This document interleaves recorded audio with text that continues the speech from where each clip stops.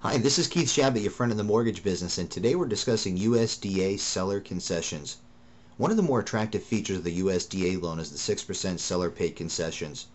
When negotiating the purchase of any home, one of the most effective tools to reducing the closing cost of the home is using the USDA loan combined with the seller concession. The average home has a total cost of anywhere from 3% to 5% in third-party closing costs. These costs are addressed in the closing cost video.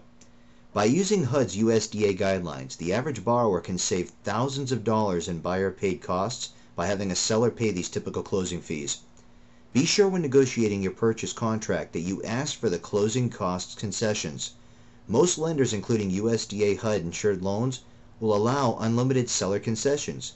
With conventional loans, lenders can place limits on home buyers' ability to ask for seller-paid closing costs. These limits can reduce the amount to 3% or can even completely strip your ability to get any seller concessions at all. If you don't have the funds to cover these costs, you'll most certainly want to have these fees paid for by the seller when possible.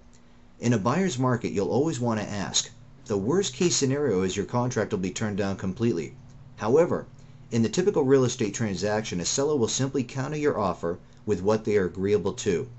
Your real estate agent can help you with these types of negotiations. Seller-paid concessions can pay the actual cost to close on your home purchase up to the percentage agreed to.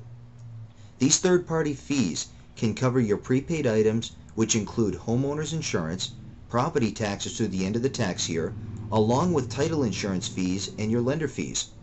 Example: if you're purchasing a home for $100,000, your typical closing cost would break down similar to this.